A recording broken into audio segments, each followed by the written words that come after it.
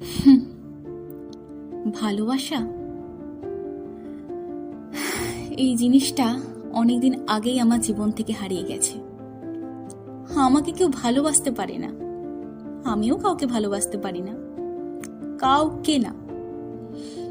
আমি না পারি কারোর ভালোবাসার পাত্রী হতে, আর না পারি কারোর বন্ধু হতে। কারণ না, কারোরই না। কিছু গল্প, কিছু বাস্তব, কিছু প্রেম, কিছু বন্ধুত্ব, এই সব নিয়ে সেজে উঠুক গল্প হলেও সত্যি। শুনতে থাকো গল্প হলেও সত্যি। নমস্কার, কেমন আছেন সবাই? Welcome back to my channel. আপনারা শুনছেন গল্প হলেও সত্যি, এপিসোড নম্বর 9। আমাদের আজকের গল্প নিশুতি রাতের প্রেম। আজকের গল্প পাঠিয়েছে সুদীপ্ত, বাড়ি উলুবেড়িয়া। তাকে অনেক অনেক ধন্যবাদ। গল্প পাঠে আমি অর্ঘ্য, সঙ্গে থাকছে রিয়া। শুরু হচ্ছে আজকের গল্প।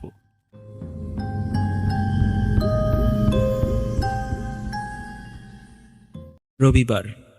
রৌনকের আজ অফিস ছুটি। সকাল সকাল বাজারের ব্যাগটা হাতে নিয়ে বাজারে বেরিয়ে গেল। বাজারে গিয়েই সে প্রথমে মধু কাকার চায়ের দোকানে ঢুক। মধু কাকা, একটা চা দাও। হ্যাঁ বাবা, একটু বসো, এখনই দিচ্ছি। রৌনক যখনই বাজারে আসে সবার আগেই মধু কাকার চায়ের দোকানে ঢোকে।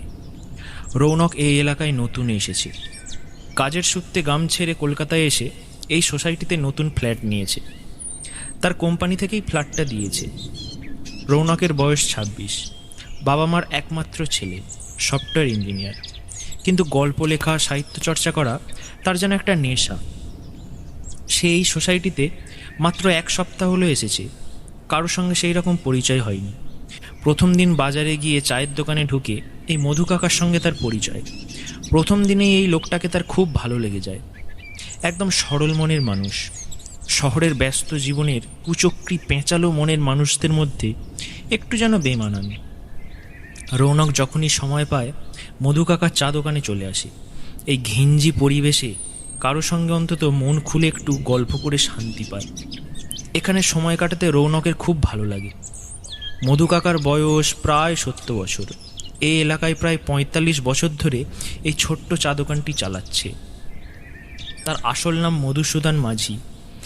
এলাকায় বাচ্চা থেকে বুড়ো সবাই তাকে মধু কাকা নামেই চেনে। এই কদিনে মধু কাকাও রৌনককে বেশ ভালোবেসে ফেলেছে। তা বাবা বলো, নতুন সোসাইটি কেমন লাগছে? হ্যাঁ, ভালোই লাগছে। তবে কি বলো তো, একদম নতুন তো, কারোর সঙ্গে সেইভাবে পরিচয় হয়নি, কারোর সঙ্গে কথাবার্তাও হয় না। তাই মাঝে মাঝে মনে হয় দম যেন বন্ধ হয়ে আসছে। তাই তোমার দোকানে চলে আসি। আসলে কি বলো তো বাবা, এখানকার মানুষের টাকা পয়সার অহংকার বড্ড বেশি। এরা বিনা প্রয়োজনে অন্য কারোর সঙ্গে কথা বলে না, আর বিনা প্রয়োজনে বন্ধুত্বও করে না। তোমার যখন মন চাইবে চলে আসবে আমার কাছে, তুমি তো আমার ছেলেরই মতো। এই জন্যই রৌনক মধু কাকাকে এত পছন্দ করে। ফাঁকা পেলেই তার দোকানে চলে আসে। না, আজ উঠি গো মধু কাকা, এইবেলা বাজারটা সেরে আসি। রৌনক দোকান থেকে বেরিয়ে বাজার করে নিজের ফ্ল্যাটে ফিরল। সে নিজের রান্না নিজেই করে। বাজার থেকে ফিরে রান্নার জোগাড় করতে লাগলো। ছুটির দিনে বিশেষ কিছু করার থাকে না তার। বাজার যাওয়া, রান্না করা, আর ফাঁকা সময়ে মধু কাকার দোকানে থাকা। রাতে সাহিত্য চর্চা করা, এই হলো তার কাজ। ইদানিং সে কবিতা লেখাও শুরু করেছে। সেদিন রাতেই সে বসে বসে গল্প লিখছে। তার ঘরের জানালাটা খোলা আছে। জানালা দিয়ে তার সোজাসুজি যে ফ্ল্যাটটা আছে সেটা দেখা যাচ্ছে। হঠাৎ সামনের ফ্ল্যাটে তার চোখ গেল। সে দেখল একটা মেয়ে ছাদে দাঁড়িয়ে আছে। রৌনক তার পেছন দিকটা দেখতে পাচ্ছে। সে ঘড়ির দিকে তাকালো। রাত 12:30। এত রাতে মেয়েটা ছাদে একা কি করছে? রৌনক ভাবল সে মেয়েটাকে একবার ডাকবে। তারপরেই ভাবল, না থাক, কাউকে চেনে না জানে না, হুট করে কিছু জিজ্ঞাসা করাটা ঠিক হবে না। সে গল্প লেখায় মন দিল। কিছুক্ষণ লেখার পর সে আবার সেদিকে তাকালো। দেখল মেয়েটা তখনও আছে, একটু হাঁটাচলা করছে। সে মেয়েটার মুখ দেখতে পাচ্ছে না। চুলটা প্রায় হাঁটুতে গিয়ে ঠেকেছে, অনেক লম্বা চুল। রৌনক আবার গল্প লেখায় মন দিল। কিছুক্ষণ লেখার পর সে আবার তাকালো, কিন্তু এবারে এবারে আর কাউকে দেখতে পেল না। সে একটু অবাক হলো। সে উঠে গিয়ে জানালার সামনে দাঁড়িয়ে ভালো করে দেখল, না, কেউ নেই। রৌনক এসে গল্প লেখায় মন দিল। ভাবল হয়তো ছাদ থেকে নিচে নেমে গেছে।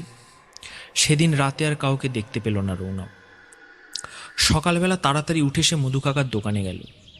মধু কাকা, তাড়াতাড়ি এক কাপ চা দাও, খেয়ে অফিসে যেতে হবে। দিচ্ছি বাবা, বসো। রৌনক বসে বসে ভাবছে কালকে রাতের ব্যাপারটা মধু কাকাকে বলবে কিনা। সেই সময় মধু কাকা বলে উঠল, এই নাও বাবা তোমার চা। কি ব্যাপার রৌনক বাবা, চোখ মুখের এই অবস্থা কেন? রাতে কি ভালো ঘুম হয়নি নাকি তোমার? আরে না না কাকা, সেই রকম কিছু না। আসলে কাল রাতে একটা গল্প লিখতে লিখতে একটু বেশি রাত হয়ে গিয়েছিল, তাই আর কি। রৌনক কালকের ব্যাপারটা নিয়ে কিছু বলল না। সে ভাবলো বললে মধু কাকা আবার কি ভাববে, রাতে অন্যের ফ্ল্যাটে আমি নজর রাখি। সে তাড়াতাড়ি চাটা শেষ করলো।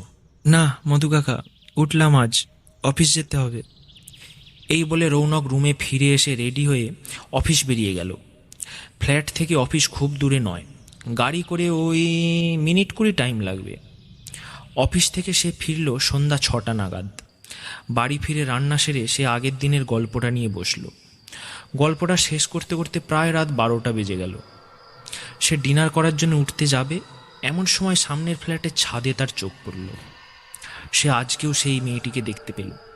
মেয়েটি আজকেও খোলা চুলে তার দিকে পেছন করে দাঁড়িয়ে আছে। রৌনক তাড়াতাড়ি করে জানালার কাছে গেল।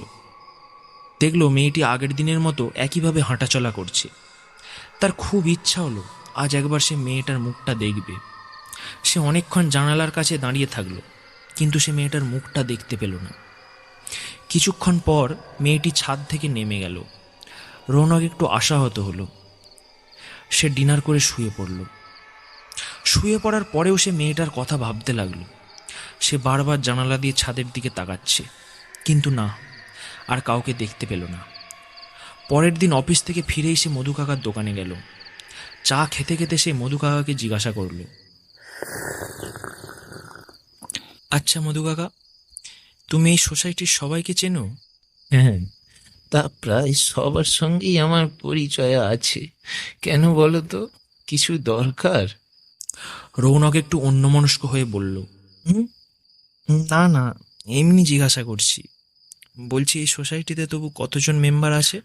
হ্যাঁ, তা প্রায় বাচ্চা বড় সব মিলিয়ে 40 জনের মতো হবে। রৌনক মনে মনে ভাবল, মাত্র 40 জন থাকে, তার মধ্যে একটা মেয়ে সম্পর্কে খোঁজখবর নিতে খুব একটা অসুবিধা হবে বলে মনে হয় না। রৌনক নিজের রুমে ফিরে এলো। এসে রান্নাবান্না করে ডিনার করে শুয়ে পড়ল। সেদিন আর লেখালেখি করল না। সে শুয়ে শুয়ে বারবার জানালা দিয়ে বাইরে দেখছে, কিছুতেই তার ঘুম আসছে না। 2 ঘন্টা হয়ে গেল সে বিছানায় শুয়ে শুয়ে এদিক ওদিক করছে। ঠিক 12টার সময় সে দেখল মেয়েটি ছাদে উঠেছে। রৌনক বিছানা থেকে উঠে দাঁড়ালো। সে দৌড়ে চলে গেল নিজের ফ্ল্যাটের ছাদে। আজ সে ঠিক করেছে মেয়েটার সঙ্গে কথা বলবে। এই দুদিনে কোনো এক কারণে মেয়েটার প্রতি তার কৌতূহল জন্মেছে। সে ছাদে গিয়ে দেখল মেয়েটা প্রতিদিনের মতো খোলা চুলে তার দিকে পেছন করে দাঁড়িয়ে আছে। সে প্রথমে মেয়েটিকে ডাকতে একটু ইতস্তত বোধ করল। তারপর সে আমতা আমতা করে বলল, এই যে শুনছেন, আপনাকে বলছি, একটু শুনবেন? হ্যাঁ বলুন, আমাকে বলছেন? রৌনক মেয়েটিকে দেখে অবাক হয়ে গেল। মাঝরাতে আবছা আলো আঁধারিতেও তার সৌন্দর্যে একটুও ভাটা পড়েনি। এত সুন্দরী সে আগে দেখেছে বলে মনে পড়ছে না। তার চোখ দুটি নীল, দুধে হালতা গায়ের রং, মিষ্টি গলার স্বর, স্বর্গের অপ্সরা বললেও কম বলা হবে। রৌনক হাঁ করে মেয়েটির দিকে তাকিয়ে আছে। এই যে মশাই, আমাকে ডাকলেন আপনি? মেয়েটির গলার আওয়াজে রৌনকের হুঁশ ফিরল। হ্যাঁ হ্যাঁ, আপনাকেই ডাকছিলাম। না মানে, রোজই দেখি আপনি রাত্রেবেলা একা ছাদে হাঁটছেন। কিছু মনে করবেন না, আপনার নামটা জানতে পারি? না না, এতে মনে করার কি আছে? আমার নাম মালা। অ্যাকচুয়ালি রাত্রিবেলা একটু হাঁটাহাঁটি না করলে আমার ঘুম আসে না। বলতে পারেন এটা আমার বদ অভ্যাস। একদমই বদ অভ্যাস না, হাঁটাচলা করা স্বাস্থ্যের পক্ষে ভালো। যাই হোক, আমার নাম রৌনক। রৌনক মিত্র, এই অ্যাপার্টমেন্টে নতুন এসেছি, সেইভাবে কাউকে চিনি না। আপনার সঙ্গে পরিচয় হয়ে ভালো লাগলো। আমারও ভীষণ ভালো লাগলো আপনার সাথে পরিচয় হয়ে। আচ্ছা, গুড নাইট, এখন চলি, পরে কথা হবে, কেমন? এই বলে মেয়েটি কেমন যেন তাড়াহুড়ো করে ছাদ থেকে নেমে গেল। রৌনক ছাদে দাঁড়িয়ে একটা সিগারেট ধরালো। সিগারেটটা খেতে খেতে মালার সৌন্দর্য মনে মনে সে উপভোগ করতে লাগলো। সিগারেটটা শেষ করে সে ঘরে এসে শুয়ে পড়ল। পরের দিন ডিউটি থেকে ফিরে সে মধু কাকার দোকানে গেল। আজ তার মনটা বড্ড খুশি। কাকা, চা দাও। কি ব্যাপার খোকা, আজ খুব খুশি মনে হচ্ছে। কোনো লটারি জিতলে নাকি? কাকা, ধরে নাও তাই। আচ্ছা কাকা, তোমাকে একজনের সম্পর্কে একটু জিজ্ঞাসা করব, কিছু ইনফরমেশন দিতে পারবে? চেষ্টা করে দেখব। বলো বাবা, কে সে? এখন নয়, সময় হলে জিজ্ঞাসা করব। এই বলে সে বাড়ি চলে এলো। ডিনার করে মালার সৌন্দর্যের কথা ভেবে সে একটা কবিতা লিখছে। কতক্ষণ ধরে সে লিখছে তার হুঁশ নেই। হুঁশ ফিরল জানালা দিয়ে ছাদে মালাকে দেখতে পেয়ে। সে দৌড়ে ছাদে গেল। হাই মালা, কেমন আছো? সরি, তুমি করে বলে ফেললাম। না না, ঠিক আছে, আমরা তো প্রতিবেশী। প্রতিবেশীর সঙ্গে আপনি আগে করে কথা বলাটা ঠিক মানায় না। আমি ভালো আছি, তুমি কেমন আছো বলো? এই চলছে। আচ্ছা, একটা কথা জিজ্ঞাসা করবো তোমাকে, অনেক দিন ধরে বলবো বলবো ভাবছি, যদি কিছু মনে না করো। তোমার রুম নাম্বার কত? দিনের বেলাতে তোমাকে কখনো তো দেখতে পাই না। আসলে আমি একটি কোম্পানিতে জব করি। ভোরবেলা বেরিয়ে যাই, সন্ধ্যার পর বাড়ি ফিরি। এই অ্যাপার্টমেন্টে 45 নাম্বার রুমে আমি থাকি। ও আচ্ছা, একাই থাকো তুমি? হ্যাঁ। আর তোমার বাবা মা? ওনারা কেউ থাকেন না। কেন? ওনারা কোথায়? মালা এই প্রশ্নটা একটু এড়িয়ে গেল। সে রৌনককে জিজ্ঞাসা করলো। আমার সম্পর্কে তো অনেক কিছু শুনলে, তুমি বলো, তুমি কি করো? আমি একজন সফটওয়্যার ইঞ্জিনিয়ার। বাবা মা গ্রামে থাকে। কোম্পানি থেকে এই ফ্ল্যাটটা দিয়েছে। আমি একাই থাকি এখানে। তবে সাহিত্য চর্চা, গল্প লেখা, কবিতা লেখা, এগুলো আমার নেশা বলতে পারো। ফ্রি টাইমে ওগুলোই আমার সঙ্গ দেয়। বাহ, তাই নাকি? তা তোমার লেখা একটা কবিতা শোনাও, শোনাও না প্লিজ। তুমি আসবে বলে এনেছিলাম ফুল, গোলাপ, কদম, কৃষ্ণচূড়া, লিখেছিলাম গান, কবিতা আর ভালোবাসার ছড়া। তবুও তুমি এলে না, ভালোবাসা দিলে না। আজও তুমি জেনে নাও, ভালোবাসা না দাও, শুধুই ভালোবাসা নাও। আর কিছু চাই না আমি, জানি তুমি আসবেই, জানি তুমি আসবেই ফিরে একদিন, মরণের আগে পরে হয়তোবা কোনো দিন। বাহ, চমৎকার হয়েছে, খুব সুন্দর লেখো তুমি। তা কাউকে ভালো টালোবাসো নাকি? না না, সেই রকম কাউকে পাইনি এখনো।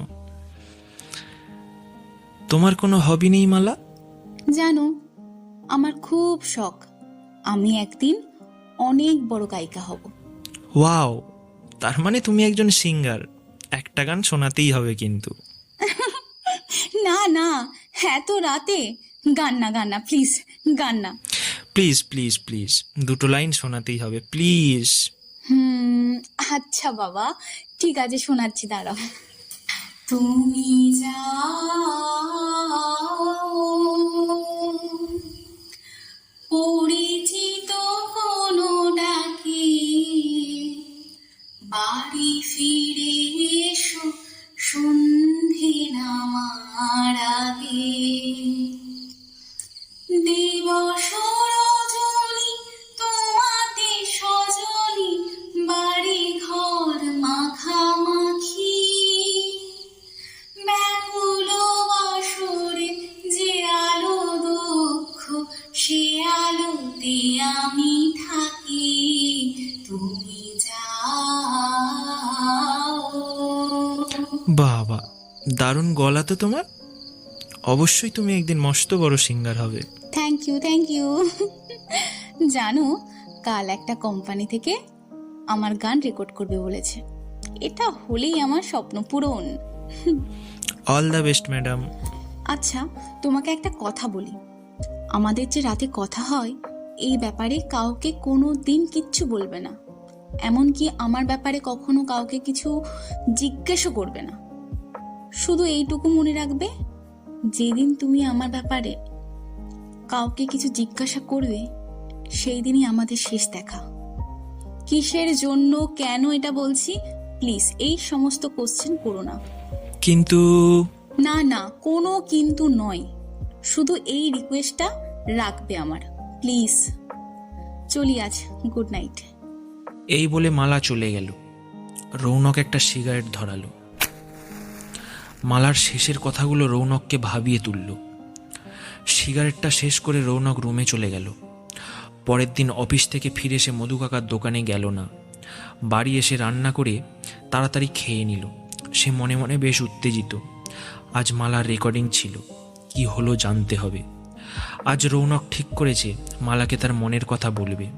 সে আজ মালাকে বলবে মালাকে তার ভালো লাগে। সে অপেক্ষা করছে কখন মালা আসবে। সময় যেন কিছুতেই কাটতে চাইছে না। ঘড়িতে 12টা বাজলো। সে দৌড়ে ছাদে গেল, গিয়ে এদিক ওদিক তাকালো, কিন্তু না, সে আজ মালাকে কোথাও দেখতে পেল না। তার মনটা বড্ড খারাপ হয়ে গেল। সে ছাদ থেকে নামতে যাচ্ছে, এমন সময় তার পেছন থেকে ডেকে উঠল, রৌনক, চলে যাচ্ছ? রৌনক চমকে উঠে পেছনে ফিরে দেখল মালা হঠাৎ যেন কোথা থেকে চলে এসেছে। কিন্তু কিন্তু আজ মালার মুখে সেই হাসিটা নেই, কেমন যেন মন মরা, তার চোখে জল। রৌনক জিজ্ঞাসা করল, কি হয়েছে মালা? তুমি তুমি কাঁদছো কেন? মালার মুখে কোনো কথা নেই, সে শুধু আস্তে আস্তে ফুঁপিয়ে ফুঁপিয়ে কেঁদে চলেছে। চুপ করে থেকো না, বলো বলো আমায় কি হয়েছে? কাঁদছো কেন তুমি? কি হয়েছে? রেকর্ডিং হয়নি তোমার? শয়তানগুলো রেকর্ডিং করার নাম করে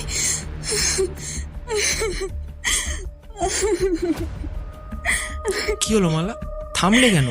বলো আমাকে, কি কি হয়েছে? রেকর্ডিং এর নাম করে কি? না, ছাড়ো রৌনক, আমি কিছু বলতে পারবো না, প্লিজ জোর করো না আমাকে, আমি বলতে পারবো না, কিচ্ছু বলতে পারবো না। কিন্তু মালা, না, কোনো কিন্তু নয়, তুমি জোর করলে আমি এক্ষুনি চলে যাব। তোমার অন্য কিছু যদি বলার থাকে তাহলে বলো। ঠিক আছে মালা, আমি আর জোর করব না, তবে আজ একটা কথা বলবো তোমায়। তোমাকে আমার খুব ভালো লাগে। যেদিন তোমায় প্রথম ছাদে দেখেছিলাম সেদিন থেকেই কেন জানি না সারাক্ষণ মনের মধ্যে এটাই চলে, কখন রাত হবে, কখন তুমি আসবে। আই থিঙ্ক আমি তোমাকে ভালোবেসে ফেলেছি মালা। যদি কিছু ভুল বলি আমাকে ক্ষমা করে দিও প্লিজ। তোমার ভালোবাসার পাত্র নাই বা হতে পারি, একজন ভালো বন্ধু হিসাবে সব কথা শেয়ার করতে পারো মালা, প্লিজ বলো। ভালোবাসা এই জিনিসটা অনেকদিন আগেই আমার জীবন থেকে হারিয়ে গেছে। আমাকে কেউ ভালোবাসতে পারে না, আমিও কাউকে ভালোবাসতে পারি না, কাউকে না। আমি না পারি কারোর ভালোবাসার পাত্রী হতে, আর না পারি কারোর বন্ধু হতে। কারণ না, কারোরই না, কারণ নয়। কথাগুলো বলতে বলতে মালা চলে গেল। রৌনক দুবার ডাকলো, মালা যেও না মালা, প্লিজ প্লিজ যেও না, I am sorry Mala, please please যেও না। মালা কোনো সাড়া দিল না, আস্তে আস্তে চলে গেল। রৌনক আকাশের দিকে তাকিয়ে একটা দীর্ঘ নিঃশ্বাস ফেলে একটা সিগারেট ধরালো।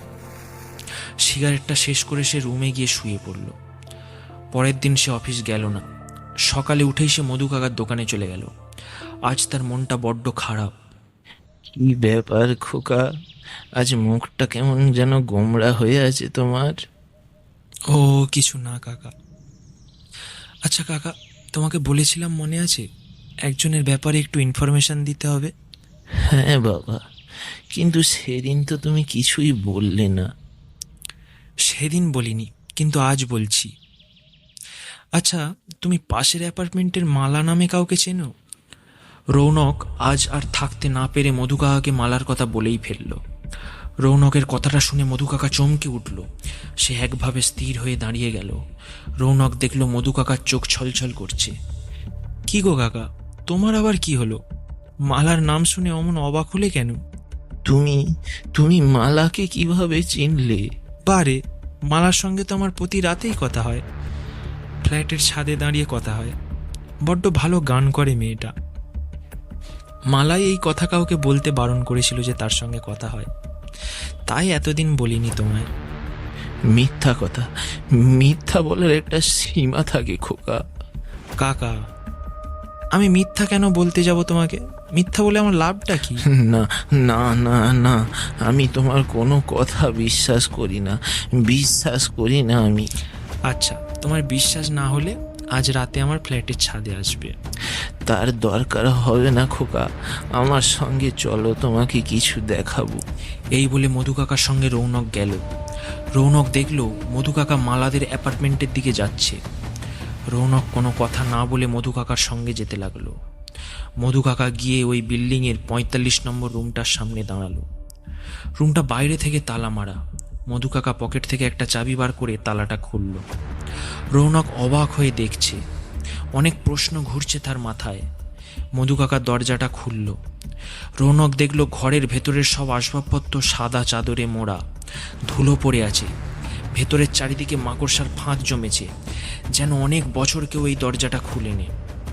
হঠাৎ একটা জিনিসের ওপর চোখ পড়তে রৌনক চমকে উঠল। সে দেখল একদিকে দেওয়ালে একটা ছবি টাঙানো, তাতে একটা শুকিয়ে যাওয়া ফুলের মালা ঝুলছে।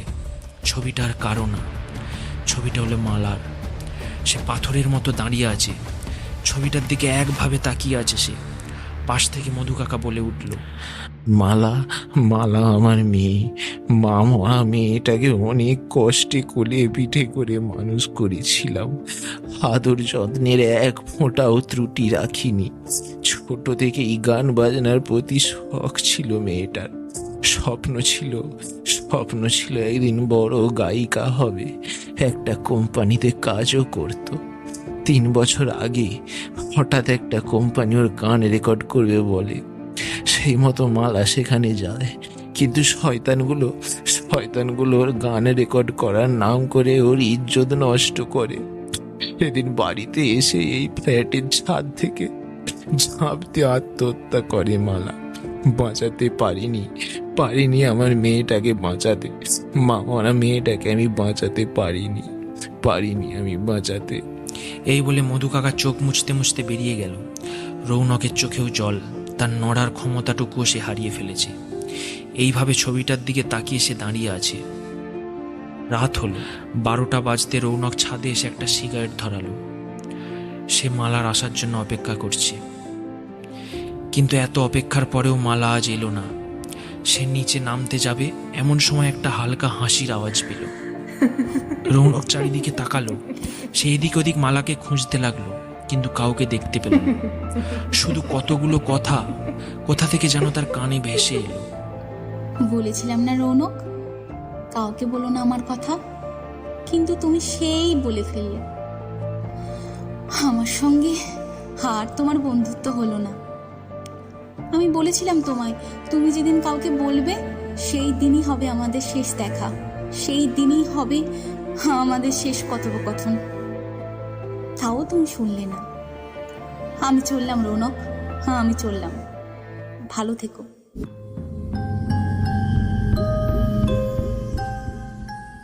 এতক্ষণ আপনারা শুনছিলেন সুদীপ্তর পাঠানো গল্প নিশুতি রাতের প্রেম। গল্পটি যদি ভালো লেগে থাকে অবশ্যই একটা লাইক করবেন, চ্যানেলটা সাবস্ক্রাইব করে আমাদের পাশে থাকবেন। আপনাদের লাইক করা, কমেন্ট করা, সাবস্ক্রাইব করা এগুলোকেই আমাদেরকে গল্প পাঠে আরও উদ্বুদ্ধ করে তোলে। ধন্যবাদ পাশে থাকার জন্য। দেখা হচ্ছে আগামীকাল ঠিক রাত্রি 10টায়। ততক্ষণ ভালো থাকুন, সুস্থ থাকুন। শুভরাত্রি।